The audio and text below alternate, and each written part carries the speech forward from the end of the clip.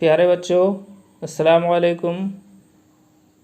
आप सबका उर्दू क्लासेस में खैर मकदम है। मैं मोहम्मद दाऊद आलम, MLG high school Madhupur Deoghar. आज मैं आप लोगों को 10वीं जमात के निसाबी किताब जिससे जैक बोर्ड में सवालात पूछे जाते हैं उनके बारे में बताऊंगा।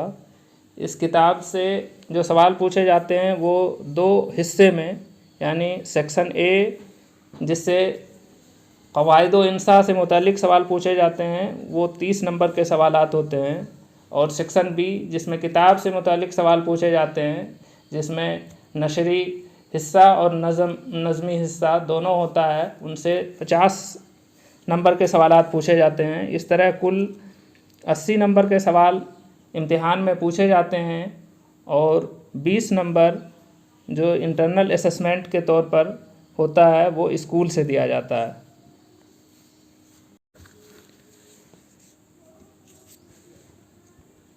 इस हिस्से में जो निसाब में सबसे पहला सबक है वो नसरी सिन्फ अफसाना से मुताल्लिक़ है।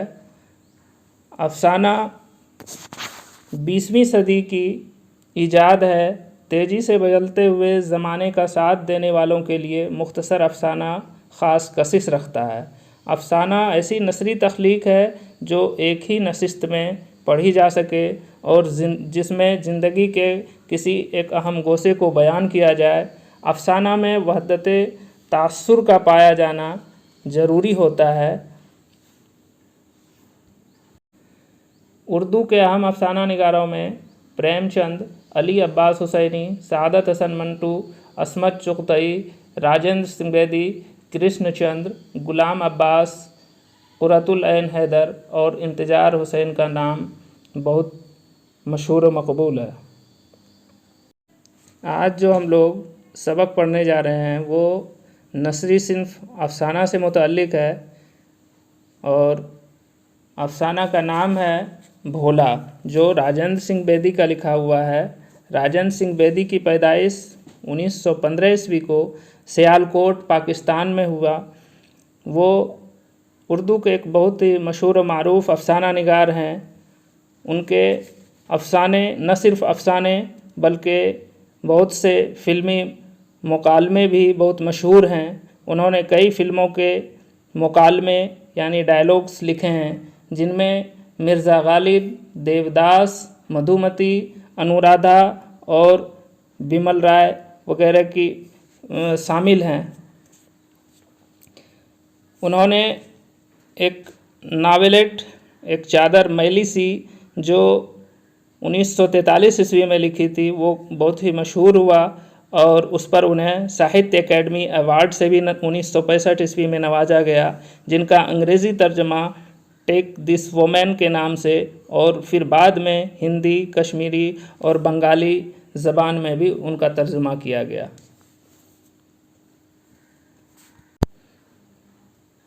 तो आइए अब हम लोग देखते हैं अफसाना भोला के बारे में। भोला एक ऐसे बच्चे की कहानी है जिनकी माँ माया बेवा रहती है और उनके दादा यानी माया का ससुर उनके साथ रहते हैं, और भोला को कहानी सुनने का बहुत शौक़ है। इस वजह से वो बराबर अपने बाबा यानी दादा से कहानियाँ सुनने की फरमाइश किया करता है। एक दिन वो कहानी सुनने के लिए दादा से फरमाइश करता है तो दादा उसे कहता है कि मैं कहानी नहीं सुना सकता, चूँकि वो काफ़ी थका हुआ रहता है, इसलिए कहानी सुनाने से उसे मना कर देता है। लेकिन फिर भी भोला ज़िद करके उनसे कहानी सुनना चाहता है। तो आखिर में बाबा कहते हैं कि देखो, दिन में कहानी सुनने से मुसाफिर अपना रास्ता भटक जाते हैं। फिर भी भोला ज़िद करके उनसे कहानी सुनता है।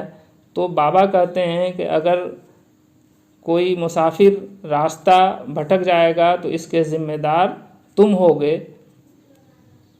اور وہ اس طرح اپنے بابا سے کہانی سنتا ہے، لیکن ان کے چہرے پہ اور دن کی طرح وہ خوشی نہیں دکھائی دیتی، کیونکہ اب اس کے دل میں یہ بات وہم کر جاتی ہے کہ میری وجہ سے کوئی مسافر راستہ بھٹک جائے گا، اور اسی دن اس کے ماموں جو ان کی بیوہ ماں سے راکھی بندھوانے کے لیے آ رہا ہوتا ہے، تو ان کے دل میں یہ بات بیٹھ جاتی ہے کہ شاید میرے ماموں راستہ نہ بھٹک جائیں، اور وہ اسی غم میں سورج ڈھلتے ہی سو جاتا ہے۔ کچھ دیر کے بعد جب اندھیرا ہوتا ہے اور سب لوگ کھا پی کر کے سو جاتے ہیں، تو اسی درمیان وہ اٹھ کر کے دیکھتا ہے کہ ماموں نہیں آیا ہوا ہے، تو وہ ایک روشنی لے کر کے گاؤں سے باہر کی طرف نکلتے ہیں۔ اسی دوران بابا کی آنکھیں کھلتی ہے، دیکھتے ہیں کہ بستر پہ بھولا نہیں ہے، تو وہ حیران و پریشان ہو جاتے ہیں۔ وہ مایا سے کہتا ہے کہ یہاں پر تو بھولا نہیں ہے، تو وہ بھی جب سنتی ہے کہ بھولا نہیں ہے تو وہ بے ہوش ہو جاتی ہے، اور اس طرح سب لوگ پورے محلے والوں کو اس کی خبر دیتے ہیں کہ بھولا کہیں چلا گیا ہے، شاید کوئی بچہ اغوا کرنے والا اسے لے کر کے چلا گیا ہو۔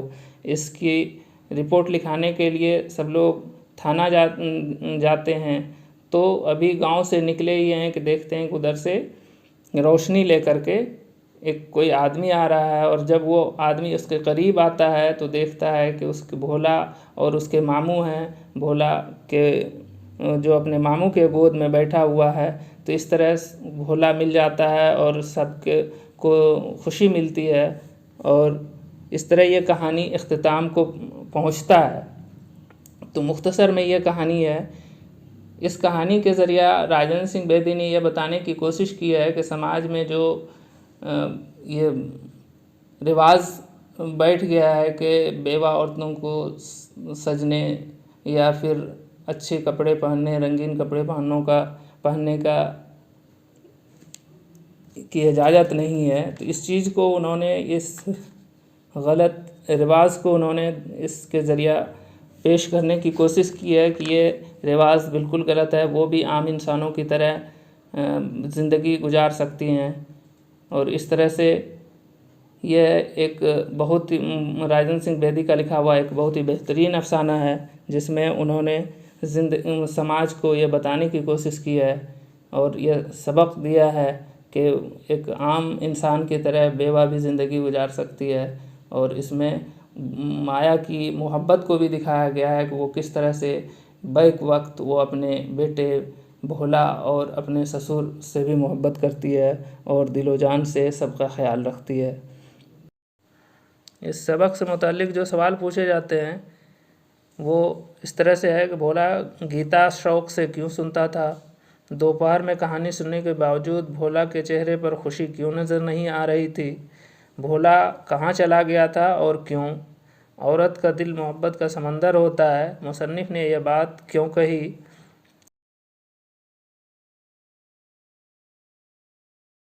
تو بچوں، آج کا یہ سبق یہیں پر ختم ہوتا ہے۔